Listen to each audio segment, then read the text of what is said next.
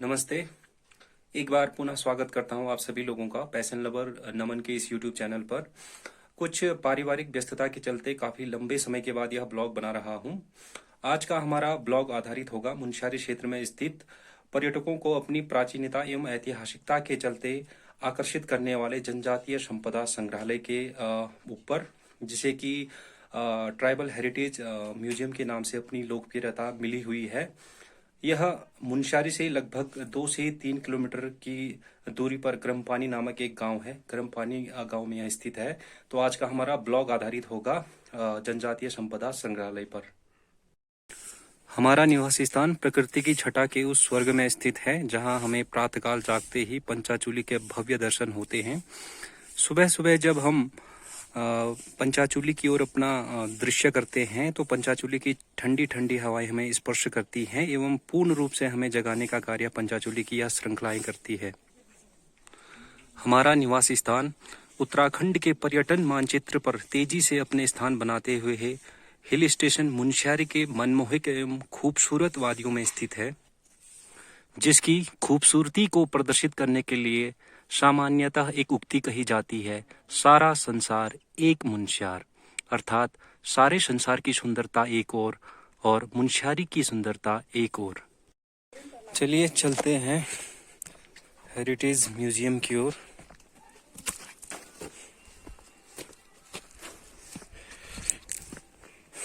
ये है हमारा गांव।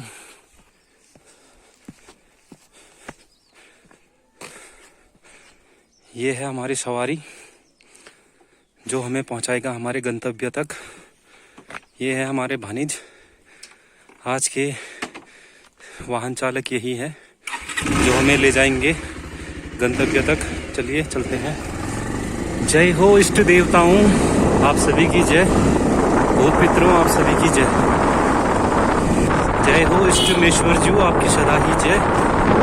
रक्षा करना, सभी पर छत्र छाया बनाए रखना। गौ माता।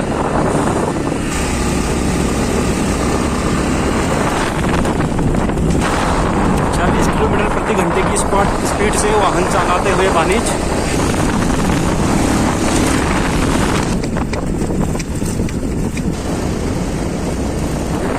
हमारे गांव की ये खूबसूरत वादियां, मनुष्य जब मानसिक अवसाद से त्रस्त होता है तो इसी सुंदर वादियों में आकर अपने अवसाद से मुक्त होने का कार्य करता है।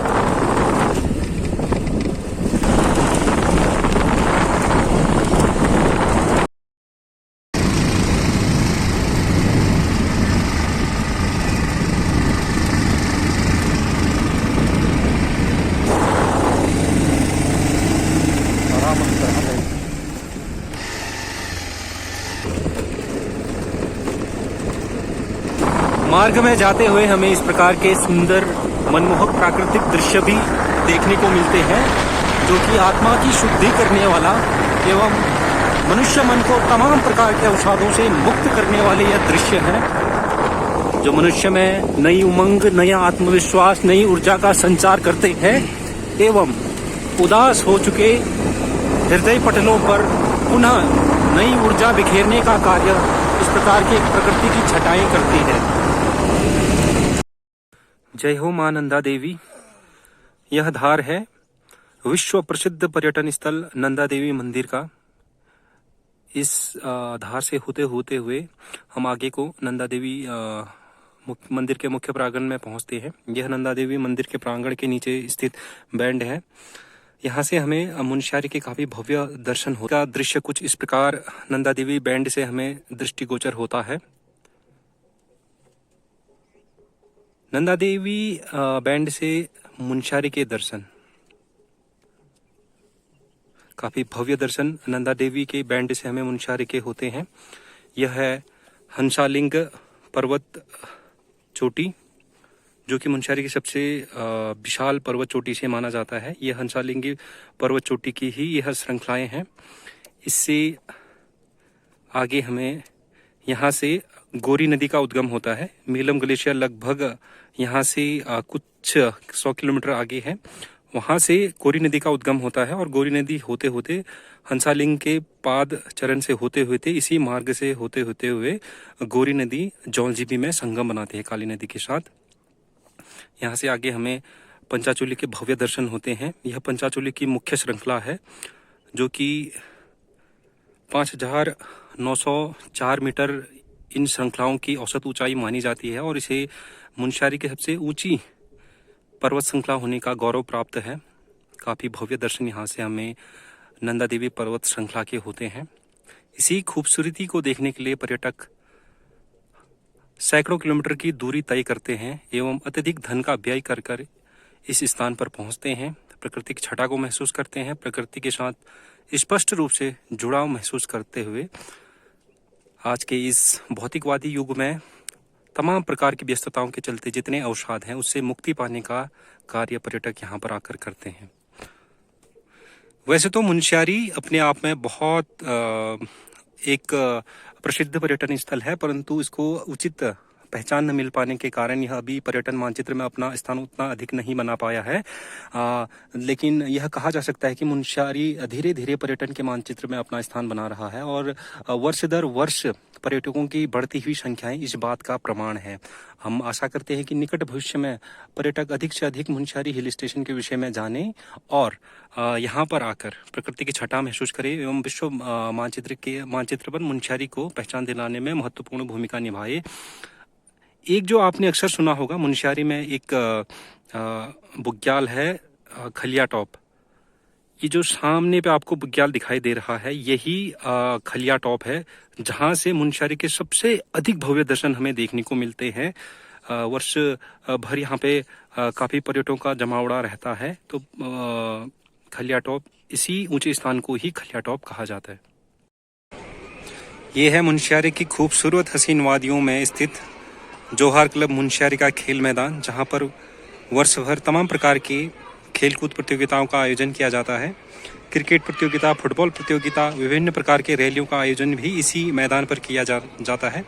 वर्तमान में अभी इस फील्ड पर क्रिकेट प्रतियोगिता का आयोजन किया जा रहा है जो कि लगातार निरंतर चलायमान है। इसी के बगल में यह है विवेकानंद विद्या मंदिर इंटर कॉलेज मुनस्यारी, जहाँ से मैंने अपनी उच्चतर माध्यमिक की शिक्षा अर्जित की। काफ़ी सुंदर यह नज़ारा है मुनस्यारी का, यह खूबसूरत मैदान। मुनस्यारी का चौराहा है, मुनस्यारी मार्केट।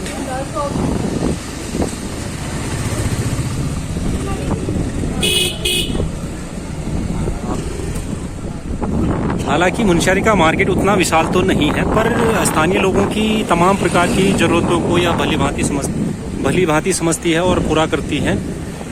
तमाम प्रकार की चीज़ें मुनस्यारी के स्थानीय लोगों को इसी मार्केट पे उपलब्ध हो जाती हैं। लगभग 300 से 400 मीटर की खड़ी चढ़ाई पर मुनस्यारी का संपूर्ण यह मार्केट बसा हुआ है। प्रकृति की सुंदरता की गोद में यह लगभग 50 से 60 किलोमीटर के ढलान में स्थित यह है प्राथमिक विद्यालय, मुनस्यारी में स्थित प्राथमिक विद्यालय सरस्वती शिशु मंदिर, जहाँ से मैंने अपनी प्राथमिक शिक्षा अर्जित की, जहाँ पर आचार्यों के द्वारा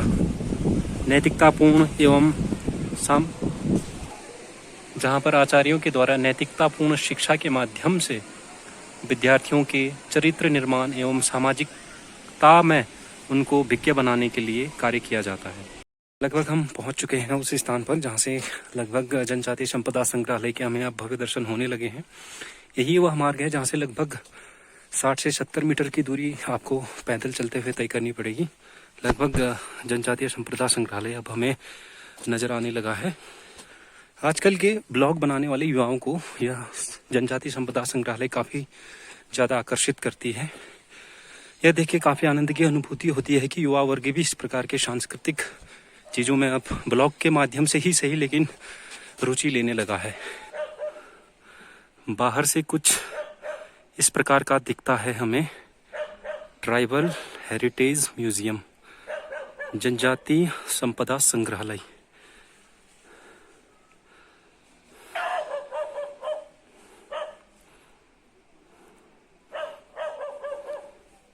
चलिए चलते हैं अंदर।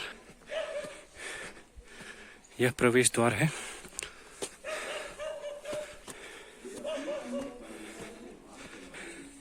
यह वह बोर्ड है, एंट्री शुल्क 20 रुपये, यानी कि 20 रुपये का प्रवेश शुल्क देकर आप म्यूजियम के अंदर प्रवेश कर सकते हैं।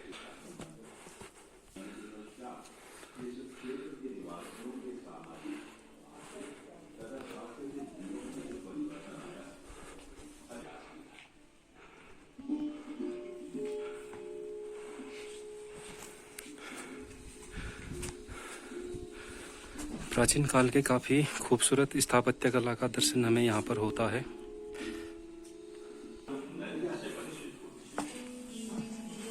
पासी पंच धातु से बना पंचदीप है, जिसमें दिया प्रज्वलित किया। ये है हमारे इस म्यूजियम संग्रहालय के स्थापनाकर्ता श्री शेर सिंह पांगती जी, जिनका जन्म वर्ष 1937 में हुआ। स्थानीय लोग इन्हें प्यार से पणजी कहा करते थे, क्योंकि पणजी उस काल में जो भी विद्वान व्यक्ति होते थे उनको पणजी कह के पुकारा जाता था। जैसे पंडित नैन सिंह रावत जी, जिनको उसके विद्वता के चलते पणजी कह के बुलाया जाता था। शेर सिंह पांगती जी पेशे से एक इतिहास विषय के प्रवक्ता थे। वर्ष 1991 में ये अपने कार्य से सेवानिवृत्त हुए। तो इनके प्रारंभ में से ही इनका झुकाव लगातार इतिहास एवं उसके संकलन की ओर था, पुरातात्विक चीजों के संकलन की ओर था। अतः इन्होंने वर्ष 1991 में सेवानिवृत्ति के बाद यह निर्णय किया कि तमाम प्रकार के भारतवर्ष में तमाम प्रकार के पुरातात्विक चीजों का अध्ययन करने के उपरांत स्थानीय चीजों का संकलन, पुरातात्विक सांस्कृतिक चीजों का संकलन करके मुनस्यारी क्षेत्र में इस प्रकार का एक म्यूजियम बनाया जाए, जिससे कि आने वाली पीढ़ियां उन सांस्कृतिक चीजों को देखकर अपने इतिहास के विषय में जानकारी ले सके। इनके इन्हीं प्रयास के चलते उन्होंने वर्ष 2000 में लगभग 8 से 9 वर्ष के कठिन संकलन एवं अध्ययन के उपरांत वर्ष 2000 में इन्होंने जनजाति संपदा संग्रहालय, जिन्हें कि ट्राइबल हेरिटेज म्यूजियम नाम से जाना जाता है, उसकी स्थापना की एवं उसके संचालन का कार्य किया। वर्ष 2017 में इन्होंने इसकी म्यूजियम के संचालन एवं इसकी सेवा में ही अपने अंतिम सांसें ली। ये हम संग्रहालय के अंदर आ चुके हैं और यहाँ पर रिसेप्शन है, जहाँ पर श्री मोहन सिंह निखुरपा जी, यहाँ पर सारा संचालन का कार्य इनके द्वारा किया जाता है। सारे म्यूजियम को देख रेख करना, पर्यटकों को म्यूजियम में घुमाना, म्यूजियम की चीज़ों से पर्यटकों का परिचय कराना इनका कार्य है। सारा संचालन का कार्य इन्हीं के द्वारा किया जाता है। यहाँ पर आकर आप मात्र 20 रुपये के टिकट के माध्यम से आप संग्रहालय के दर्शन कर सकते हैं। और साथ ही यदि आपको इच्छा हो इस प्रकार के संग्रहालय का संवर्धन और संरक्षण किया जाना चाहिए, इनको बढ़ावा दिया जाना चाहिए, तो आप अलग से अतिरिक्त धनराशि भी इसके रखरखाव हेतु प्रदान कर सकते हैं। चलिए मोहन सिंह निखुरपा जी से बातचीत करते हैं और जानते हैं शेर सिंह पांगती जी एवं उनके कार्यों के विषय में कुछ संक्षिप्त जानकारी। सबसे पहले मोहन सिंह जी, आप नमस्कार करते हैं आपको। हाँ जी, नमस्कार। पहला प्रश्न आपसे ये पूछना चाहते हैं हम, शेर सिंह पांगती जी के विषय में कुछ संक्षिप्त जानकारियां, उनका संक्षिप्त परिचय आप हमें बताइए। ये जो शेर सिंह पांगती जी है, तो इनका जन्मभूमि जो है वो तल्ला जोहार जो बहसकोट है ना, वहाँ इनका जन्मभूमि है। तो उसके बाद ये दरकोट में आए, उसके बाद यहाँ पे इन्होंने घर बनाया। तो ये जो है आपका पहले प्राइमरी में वो जो टीचर थे, धीरे धीरे करते ये इन्होंने जो है इंटर कॉलेज में इतिहास के प्रोफेसर थे। तो शेखर पाठक के अंडर में इन्होंने पीएचडी किया, तो इनको डॉक्टर शेर सिंह पांगती कहते हैं। तो इन्होंने यहाँ की जो ये पुरानी जो संस्कृति है, इसको कायम रखने के लिए इनके दिमाग में ये था कि भविष्य में हमारे बच्चे हमसे सवाल पूछेंगे कि हमारा अतीत कैसा था, क्या था। इसी वजह को कारण बनाते हुए इन्होंने जो सारा अपना ये कि पर्सनल जो है अपना ये कलेक्शन करके ट्राइबल हेरिटेज म्यूजियम के नाम से संग्रहालय की। और मोहन जी, ये भी कहा जाता है कि शेर सिंह पांगती जी ने अपना ये संग्रहालय खोलने से पहले संपूर्ण भारतवर्ष के दर्शन के एवं पुरातात्विक चीजों का अध्ययन किया, उसके उपरांत यह संग्रहालय खोला। इसके विषय में आप क्या जानते हैं? हाँ जी, ये आगे जो है ना, आपका जब माँ साहब जिंदा थे तो हम आपस में बैठ करके बातें करते थे कि माँ साहब आप कहाँ गए, क्या क्या घूमने गए। तो मुझे तो पहले पता भी नहीं था कि मुझे करीब 12 साल यहाँ म्यूजियम में हो गया है, तो मुझे पता भी नहीं था कि यहाँ पे जो मैप मैंने आपको दिखाया ना, तो उन्होंने बताया मुझे कि मैं यहाँ गया तो क्या देखा मैंने यहाँ, हर वहाँ जा करके वहाँ से प्रेरणा ले करके इन्होंने जो है अपना म्यूजियम बनाया है। अच्छा मोहन जी, ये बताइए, वैसे तो शेर सिंह पांगती जी को प्यार से लोग पणजी कह के बुलाते थे, लेकिन इसके अतिरिक्त भी जो यह संग्रहालय है इसको मास्टर जू संग्रहालय नाम से भी जाना जाता है। तो मास्टर जू कहने के पीछे क्या कारण है? मास्टर जू ये है ना, एक आदर सूचक शब्द है। तो यहाँ पे कोई अगर जब बुजुर्ग आदमी है तो उसके आगे जो है एक आदर सूचक लोकल भाषा में जू लगाते हैं, मास्टर जू। और इन्होंने जो मास्टर जू के अलावा इनको पणजू भी कहते हैं। इन्होंने ये जो इतना बड़ा संग्रहालय बनाया तो इनका अपना दिमाग था, तो इसीलिए इनको पणजू भी बोलते हैं। अच्छा मोहन जी, आप हमें ये बताइए, सबसे पहले तो ये बताइए कि किस किस जगह से पर्यटक यहाँ पर आते हैं और इस स्थान को देखने के बाद उन पर्यटकों का क्या प्रतिक्रिया रहती है इस म्यूजियम के विषय में? जी, तो यहाँ पर तो लगभग विदेशी भी आते हैं और इंडिया के लगभग हर ऑल कंट्री से आते हैं। तो जो भी स्टेट है ना वहाँ से आते हैं, अमेरिका से, जापान से। यहाँ पे विजिटर बुक है उसमें सारा उनका नाम है। तो यहाँ आके वो काफ़ी खुश हो जाते हैं कि मतलब वो इसको और अच्छा बनाओ, इस तरह का भी वो प्रोत्साहन भी करते हैं। अच्छा। और अपना जो उनका जो अपना सुझाव है वो भी देते हैं। अच्छा, ये म्यूजियम के अंदर का दृश्य है। यहाँ पर आपको लकड़ी का एक झूमर दिखाई दे रहा होगा।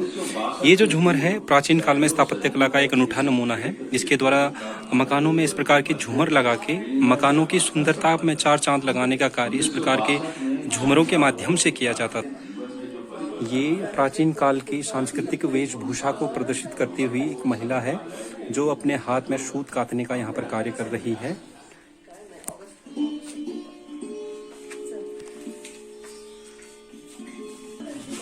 ये प्राचीन काल में मट्ठा बनाने का पात्र है।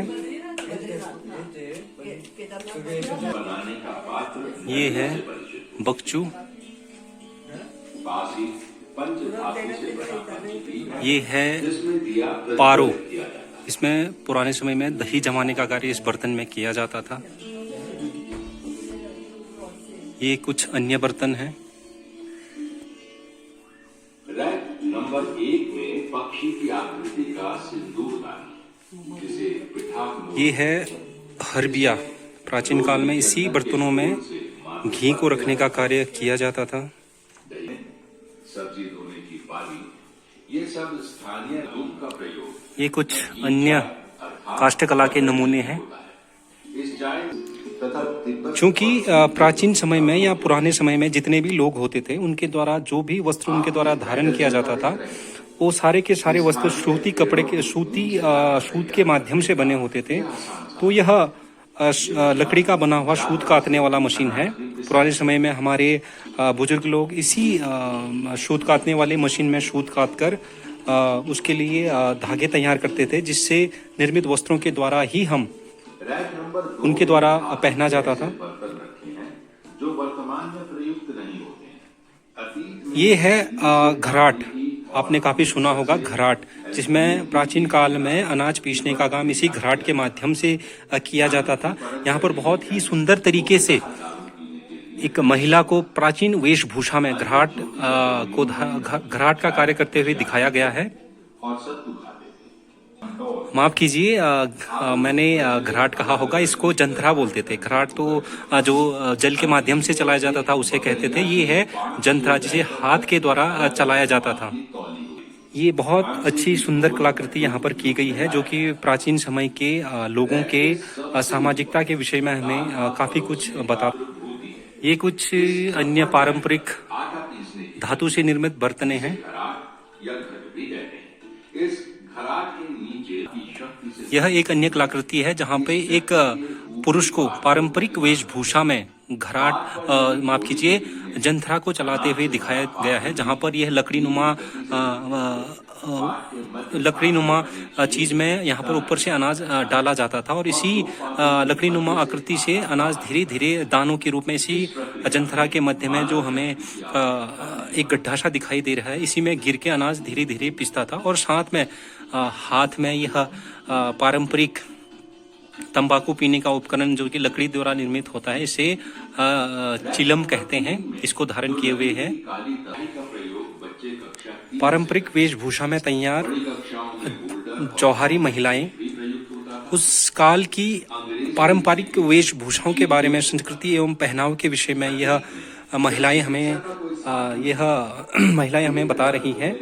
उस काल के पारंपरिक वेशभूषा के साथ उस काल में जिस प्रकार के आभूषण धारण किए जाते थे, जिस प्रकार की वेशभूषाएं, जिस प्रकार के अन्य चीजें धारण किए जाते थे, उन तमाम चीजों को धारण करके हमें यह दिखाने का प्रयास किया गया है कि उस काल की महिलाओं के द्वारा किस प्रकार के वेशभूषा को धारण किया जाता था। लोहार सोमवारी अमावस्या के दिन यहाँ पर महिला जो कि अपनी पारंपरिक वेशभूषा में है और साथ ही साथ रिंगाल के द्वारा निर्मित इस पात्र को पकड़े हुए हैं, जिसपे अपने दैनंदिन कार्यों में वस्तुओं के एक स्थान से दूसरे स्थान को ले जाने के लिए प्रयुक्त किया जाता था। ये उस काल के तमाम प्रकार के चिलम, हुक्के हैं, जिनके माध्यम से उस समय के लोगों के द्वारा तंबाकू का सेवन किया जाता था। जब दिन भर के कार्यों से थक हार कर शाम को वो चौपाल में बैठते थे, तो इसी चिलमों के माध्यम से तंबाकू का सेवन कर अपने तमाम प्रकार के थकान को मिटाने का कार्य करते थे। यह वही बर्तन है जिसमें पुराने समय में शराब का निर्माण किया जाता था। कई कई जगहों पे तो अभी भी इसी बर्तन से शराब बनाया जाता है। यह कुछ अन्य बर्तन है। यह अनाज निकालने के बर्तन हैं। शायद इस वाले बर्तन को ख्वाग कहा जाता है, शायद इसमें लिखा भी है ख्वाग करके। यह कुछ अन्य मापतोल की इकाइयां हैं। बाट हम इसे कह सकते हैं। पुराने समय के 1 शेर, 4 छटांग, 2 शेर। ये उस समय के मापतौल के साधन हैं, जिसमें यह एंकर है। इसी में वस्तुओं को झुलाकर उनके वजन पता किया जाता था। ये है तराजू। यह कुछ अन्य मापतौल के सामान है। उस समय के लोगों के द्वारा इसी प्रकार से, जिस प्रकार से यह इसमें दिखाया गया, इसी प्रकार से शराब का निर्माण किया जाता था। स्थानीय मदिरा का निर्माण इसमें किया जाता था। स्थानीय मदिरा बनाने से संबंधित अन्य बर्तन भी यहाँ पर हैं। यह जो अंत के 2 बर्तन हैं, इसमें जो भोटिया या जौहरी समुदाय में जो प्रचलित एक जहार नामक पेय पदार्थ होता है, इन्हीं बर्तनों में उसे तैयार किया जाता है। यहाँ पर तमाम प्रकार के बीज एवं औषधियों को दिखाया गया है।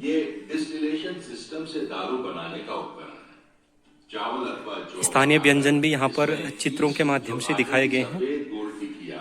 विशेष रूप से आकर्षित करता है हमें यह कोंदो, मटवे की रोटी, साथ में तिमुर की चटनी। यह है भोजपत्र, सूत वस्त्र से संबंधित चीजें। ये है हमारे शेर सिंह पांगती जी। अर्घ की आकृति में बना पात्र जो खल रखा गया है। इस छेद से चौड़े बर्तन के मध्य गूंथे हुए आटे से इस प्रकार बंद कर दिया जाता है कि भाप बाहर से निकल। तमाम प्रकार के रिंगाल से निर्मित चीजें यहाँ पर, डलिया, मोस्टा, पानी डालते रहने से भाप द्रवित होकर रिंगाल से निर्मित मोटा, जिसमें कि उस समय के लोगों के द्वारा इसमें अनाज सुखाने का कार्य इसमें किया जाता था। स्थानीय भाषा में इसे त्योतो भी कहा जाता है। जब इसका सेवन करते, शासन की ओर से भी इसके बनाने और सेवन पर किसी प्रकार का प्रतिबंध नहीं था।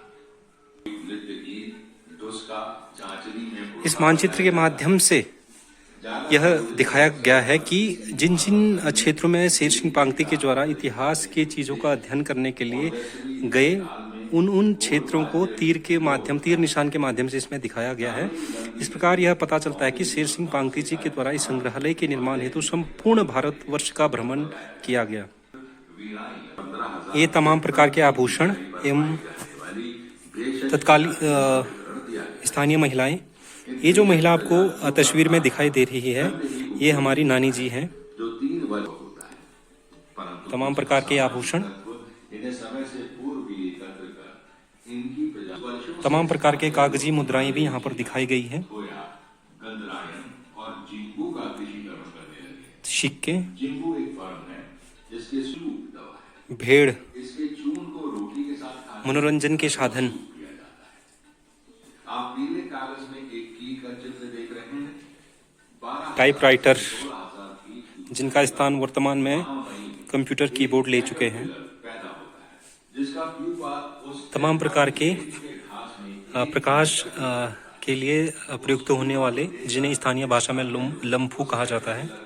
जिसे यासा साइडेंस तमाम प्रकार की पुस्तकों का संग्रहण, ऐतिहासिक पुस्तकों का संग्रहण संकलन, से 10 से 15 तमाम प्रकार के ऐतिहासिक स्रोत भी यहाँ पर रखे गए हैं। प्राचीन तिब्बती भाषा व अन्य लिपियों में लिखी गई कृतियां, लिखे गए साक्ष्य, जिनको यहाँ पर संकलित करके संग्रहित करके रखा गया है। ये वे तमाम प्रकार के पुरस्कार हैं जो कि शेर सिंह पांगती जी को पुरातत्व के क्षेत्र में एवं संग्रहालय के क्षेत्र में उत्कृष्ट कार्य करने के लिए प्रदान किए गए हैं। ये वो तमाम प्रकार के प्रशस्ति पत्र जो कि उनके उत्कृष्ट कार्य के लिए उनको प्रदान किए गए। तत्कालीन मुख्यमंत्री रमेश पोखरियाल निशंक जी के साथ उनका स्मृति पटल भेंट करते हुए उनका दृश्य चित्र। मोहन जी, हम आपसे एक प्रश्न और पूछना चाहते हैं। सबसे पहले तो आप जो टिकट की धनराशि है उसके विषय में बताइए, और यदि कोई संस्कृति को बढ़ावा देने वाला व्यक्ति अगर इसके अतिरिक्त और किसी प्रकार से आर्थिक सहायता करना चाहे तो वो किस प्रकार कर सकता है? इसमें ऐसा ना सर, सबसे पहले तो यहाँ पे कोई टिकट नहीं था, तो लोग बाग आते थे, अपनी संस्कृति को देख के जाते थे। तो धीरे धीरे लोगों ने कहा कि इसके मेंटेनेंस के लिए थोड़ा सा खर्चा तो चाहिए ही। तो सबसे पहले इसका टिकट 10 रुपया था। 10 रुपया इसलिए था कि गरीब अमीर सभी आकर के आप अपनी संस्कृति को देख सकते हैं। अब जैसे महंगाई बढ़ता गया तो इसका टिकट जो है अब 20 रुपया है। तो इसके अलावा अगर जब कोई सज्जन आदमी इस संग्रहालय को और अच्छा बनाने के लिए कुछ डोनेशन कर सकते हैं तो कर सकते हैं। अच्छा, चलिए मोहन जी, आपसे बातें करके बहुत बहुत अच्छा लगा। नमस्कार। नमस्कार सर।